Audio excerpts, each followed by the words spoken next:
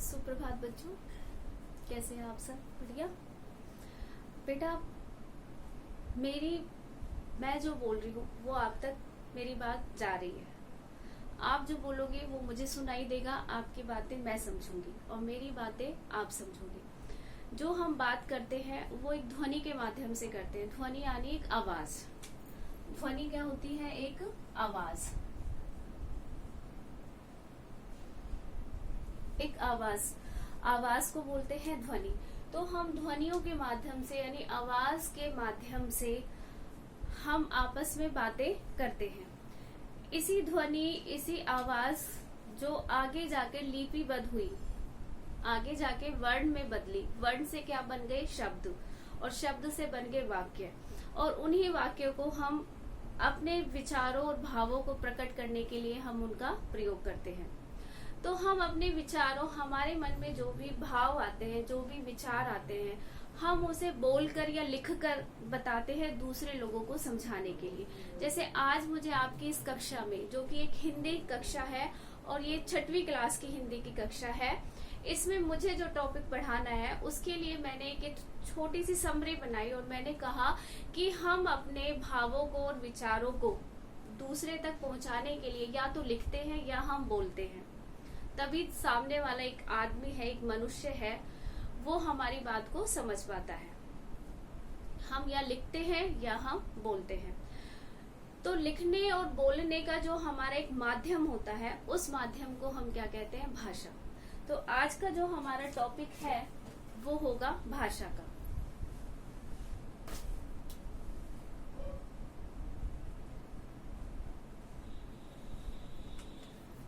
आज दिनांक है 19/4/2021, कक्षा कार्य। और आज हम जो टॉपिक पढ़ेंगे इस क्लास में वो होगा भाषा। भाषा क्या है? मैं जो बोल रही हूँ वो एक भाषा है, मेरी ध्वनि है, मेरी एक आवाज है ना? वो वर्णों में और शब्दों में और वाक्य में लिखी गई है, रची गई है। और मेरी ये बात आप लोगों तक आ रही है कि मैडम हमें एक भाषा समझा रही है। तो भाषा क्या है? भाषा मेरे विचारों को आप तक पहुंचाने का एक माध्यम है। भाषा क्या है? भाषा मेरे विचारों को आप तक पहुंचाने का एक सीधा सा माध्यम है। तो हमने भाषा के बारे में पढ़ा कि भाषा है क्या? भाषा किसी भी मनुष्य के या किसी भी, हम 6ठी क्लास की बात करें, एक छोटे बच्चे की, तो भाषा एक छोटे बच्चे को अपनी बात अपनी मम्मी तक पहुंचाने के लिए एक माध्यम है कि वो अपने मन की बात अपनी माँ से कह सके। तो वो किससे कहेगा? भाषा में कहेगा। ठीक है? तो वो भाषा के बारे में हम पढ़ेंगे कि भाषा और विचारों, भाषा क्या है? अपने विचारों का और अपने मन के भावों का एक आदान और प्रदान करने का एक माध्यम है। तो भाषा की सीधी सी जो परिभाषा बनती है वो यही है कि भाषा अपने भावों का व विचारों का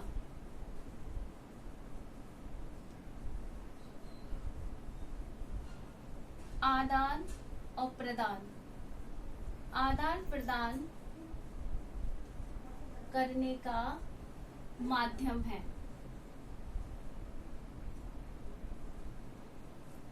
अपने मन के भावों को दूसरे तक पहुंचाने का, अपने मन के विचारों को दूसरे तक पहुंचाने का जो माध्यम है वो क्या है? भाषा है। आप अपनी मम्मी से कुछ बात कहना चाहते हो तो वो एक भाषा में कहोगे। आपकी मम्मी आपकी बात सुनकर उसका जो उत्तर देगी वो एक भाषा में देगी।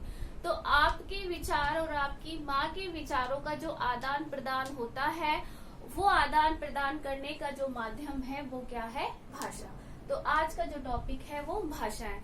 अब भाषा बहुत सारी होती हैं। हम भारत देश में रहते हैं, अलग अलग राज्य हैं, अलग अलग क्षेत्र है, क्या बहुत सारी भाषाएं बोली जाती है ना? लेकिन हम बोली जाती है और भाषाएं लिखी भी जाती है। तो इस आधार पर हम पहले भाषा के भेद पढ़ते हैं। तो भाषा के भेद,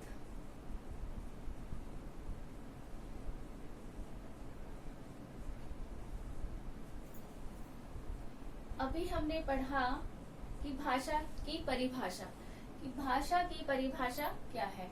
भाषा की परिभाषा हो गई अपने भावों का और अपने विचारों का आदान प्रदान करने का जो माध्यम है वो क्या है, एक भाषा है।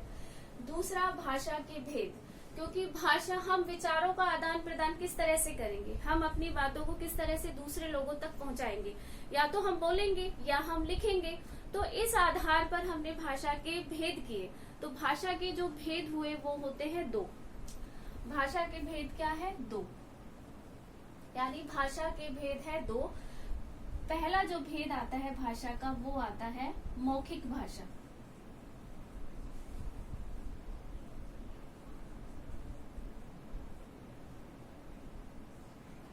और दूसरा भेद है भाषा का लिखित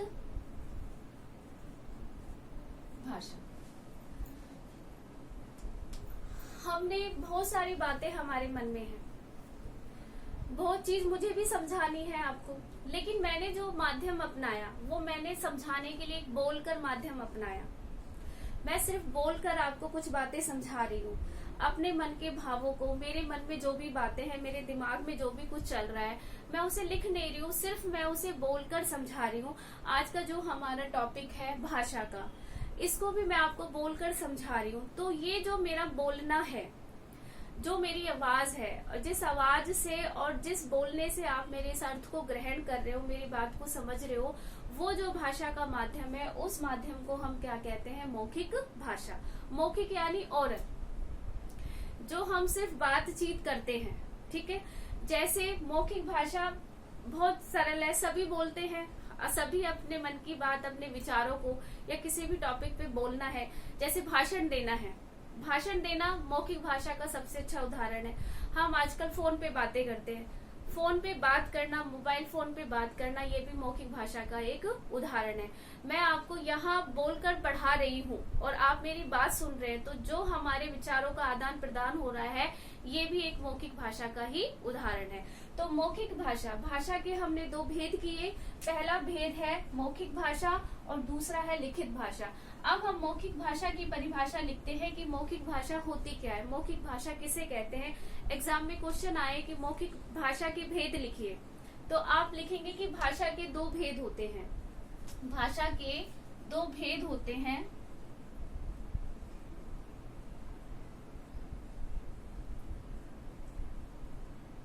पहला है मौखिक भाषा और दूसरा है लिखित भाषा। तो हमने मौखिक भाषा को समझा कि मौखिक भाषा क्या है। जब हम अपने भावों को, अपने विचारों को, है ना, लिखकर अभिव्यक्त ना करें, लिखकर हम कोई बात ना कहें, केवल हम वर्बली यानी मुख से बोले, सिर्फ बोलकर अपने भावों को और अपने विचारों को दूसरों तक पहुंचाए, तो ऐसा जो माध्यम होता है वो भाषा का मौखिक रूप कहलाता है, उसी को हम मौखिक भाषा कहते हैं। अब हम इसकी डेफिनेशन लिखेंगे और इसके उदाहरण लिखेंगे।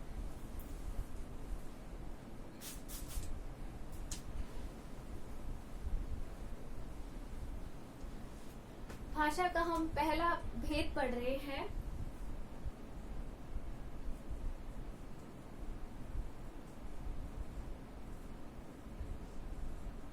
मौखिक भाषा।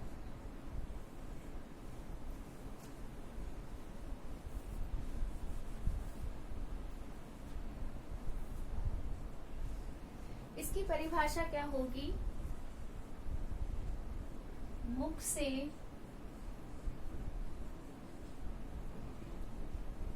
बोली जाने वाली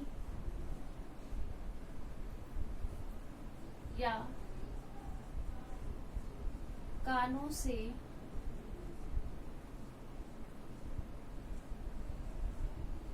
सुनी जाने वाली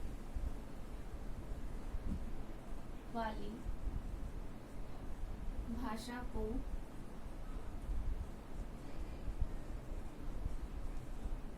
मौखिक भाषा कहते हैं।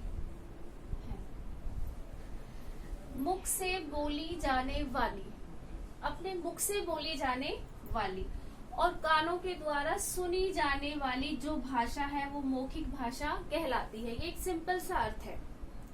कि मुख से बोले जाने वाली और कानों से सुनी जाने वाली जो भाषा है वो मौखिक भाषा है। हम फोन पर बात करते हैं, एक इंसान बोलता है और दूसरा इंसान सिर्फ सुनता है, तो वो जो भाषा है, वहाँ जो बातचीत का जो माध्यम है वो क्या है? मौखिक भाषा। मौखिक भाषा के द्वारा दो इंसान आपस में एक बात कह पाता है और दूसरा सुन पाता है। यहाँ सिर्फ मुख से बोलना है और कानों से हमें सुनना है, यहाँ लिखित में कुछ नहीं होगा। तो जिस भाषा के अंदर हम अपने विचारों का, अपने भावों का आदान प्रदान केवल बोलकर करते हैं, वो भाषा कहलाती है मौखिक भाषा। एक इसकी फर्स्ट डेफिनेशन ये निकल के आती है और दूसरी ये आती है कि जिस माध्यम से केवल हम बोलकर अपने भावों की अभिव्यक्ति करें, केवल हम बोलकर अपने विचारों की अभिव्यक्ति करें, तो वो जो भाषा का माध्यम है वो मौखिक भाषा कहलाती है। दूसरा आता है केवल बोलकर ही अपने विचारों को प्रकट करना ही मौखिक भाषा है। ये दो जो डेफिनेशंस है, दो परिभाषा है, ये मौखिक भाषा की है कि बोलकर और सुनकर। पहली है कि मुख से बोली जाने वाली या कानों से सुनी जाने वाली जो भाषा है वो मौखिक भाषा कहलाती है। दूसरी हमने कहा कि केवल बोलकर ही अपने विचारों को प्रकट करना ही क्या कहलाता है? मौखिक भाषा कहलाता है। अब हम इसके उदाहरण देखते हैं कि वो कौन से ऐसे उदाहरण है जहाँ हम बोलकर और सुनकर अपने विचारों की अभिव्यक्ति कर सके, अपने विचारों को दूसरे लोगों तक पहुंचा सके।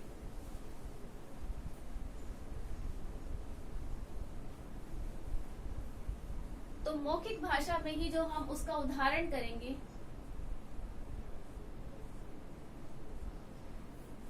कि कक्षा के अंदर, कक्षा में छात्रों का कविता पाठ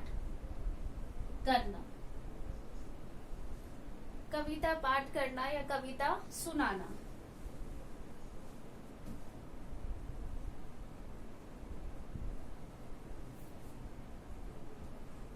फिर है फोन पर बातचीत करना। फोन पर बातचीत करना ये भी मौखिक भाषा का उदाहरण है। थर्ड है किसी भी नेता का या माननीय इंसान का भाषण देना, वो भी एक मौखिक भाषा का बहुत अच्छा उदाहरण है। इस तरह कक्षा में छात्रों का कविता पाठ करना या कक्षा में अध्यापक का पाठ सुनाना,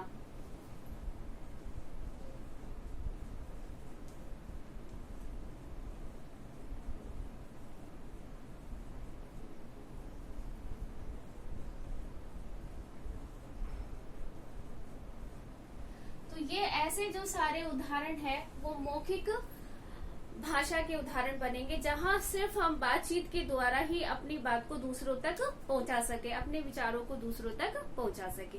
अब हम भाषा के दूसरे भेद पर आते हैं जिसका नाम है लिखित भाषा। यहाँ हमने उदाहरण करे भाषा का, मौखिक भाषा के ये उदाहरण है। अब हम करते हैं बात लिखित भाषा के बारे में। मैं इसे रब कर देती हूँ बेटा।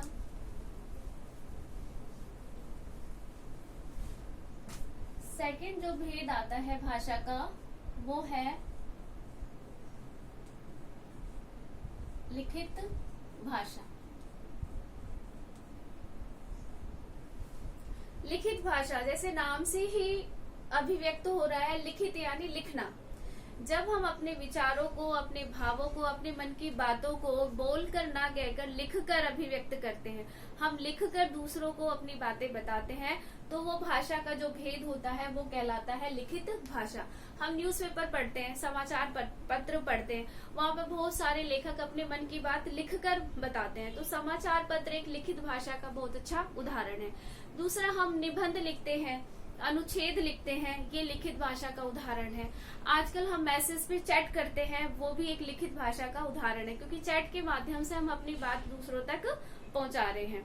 पत्र लिखना, पहले के लोग, पुराने टाइम में पहले के लोग जब फोन नहीं थे तो लेटर लिखा करते थे, पत्र लिखा करते थे, तो पत्र लिखना भी एक लिखित भाषा का ही उदाहरण है। तो सीधा सा अर्थ है, जहां अपने भावों को, अपने विचारों को हम लिखकर अभिव्यक्त करें, लिखकर प्रकट करें, वह भाषा का लिखित भाषा रूप कहलाता है। तो इसकी परिभाषा लिखिए।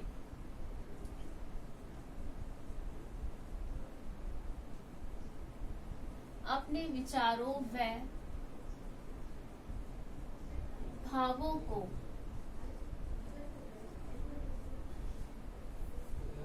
लिखकर प्रकट करना या अभिव्यक्त करना ही भाषा का लिखित रूप कहलाता है।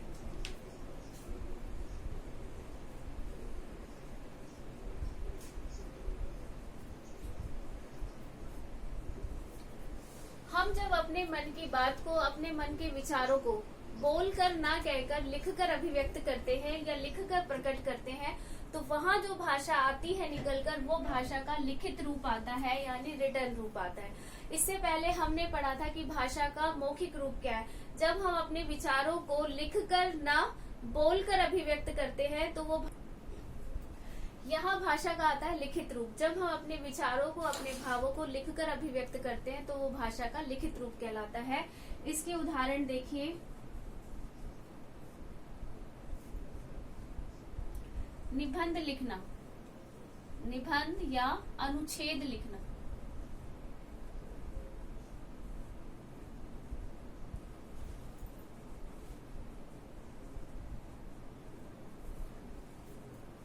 दूसरा है पत्र लिखना।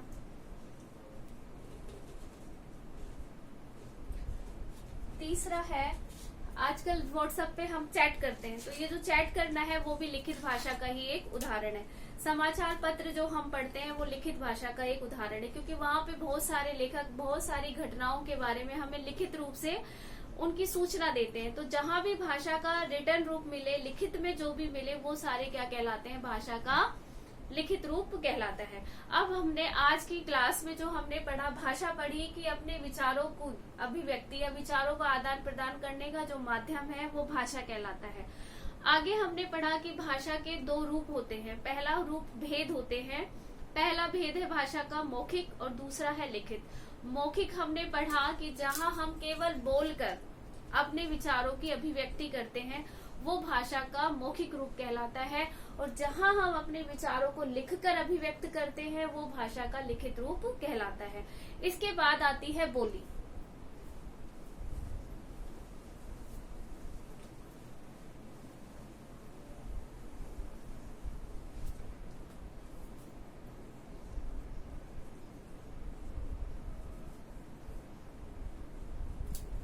बोली, बोली क्या है? हम जहाँ रहते हैं, हमारे आसपास बहुत अलग अलग प्रांत से लोग आते हैं। भारत एक बहुत बड़ा देश है, उसमें अलग अलग राज्य हैं, अलग अलग क्षेत्र है, शहर भी है, अलग अलग नगर भी है, गांव भी है, कस्बे हैं। जो आपके आसपास के क्षेत्र में जो भाषा बोली जाती है, वो ही क्या कहलाती है, बोली। बोली का कोई लिखित में, बोली का कोई साहित्य नहीं होता। बोली क्या है, आपके आसपास के जो लोग बोलते हैं, जो बोलते आ रहे हैं, वही भाषा क्या कहलाती है, बोली। तो सीधे से अर्थों में शब्द, इसकी जो परिभाषा बनती है वो यही है कि आसपास के क्षेत्रों में जो साधारणतः बोली जाती है, जो भाषा बोली जाती है, उसी को हम बोली कहते हैं।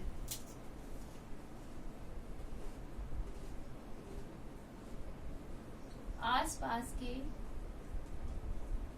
क्षेत्रों में जो भाषा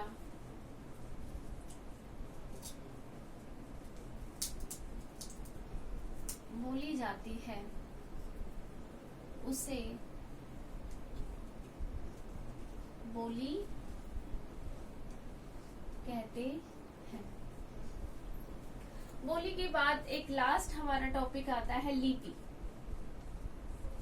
कि लिपि क्या है? कहते हैं जब इस सृष्टि का विकास हुआ था प्रारंभिक काल में, तो भगवान शंकर ने यानी भोलेनाथ ने अपने एक डमरू बजाया था, और उस डमरू से बहुत सारी ध्वनियां निकली। ध्वनि यानी आवाजें निकली।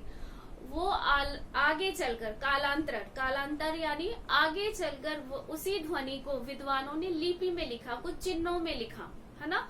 वो जो आवाज थी उनको चिन्हों में लिखने की कोशिश की गई। तो उन ध्वनियों को जब चिन्हों में लिखा गया तो वही क्या कहलाती है? लिपि। सीधी सी परिभाषा है लिपि क्या है, कि ध्वनियों को जब हम चिन्हों में लिखते हैं तो चिन्हों में लिखी गई जो भाषा होती है वो क्या कहलाती है? लिपि। लिपि बेसिकली एक ध्वनि होती है।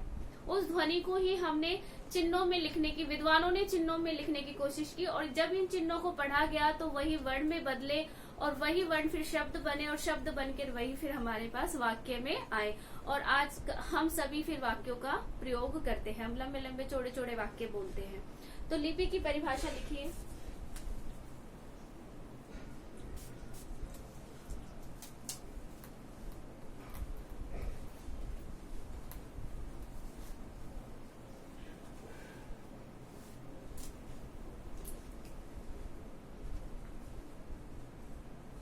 प्रत्येक ध्वनि जो हम बोलते हैं, अब मैं बोल रही हूं तो मेरी बोलने में भी एक आवाज है, एक ध्वनि है। तो प्रत्येक वह ध्वनि जो हम बोलते हैं, और उस ध्वनि को जब चिन्हों में लिखा गया तो वही क्या कहलाई? लिपि।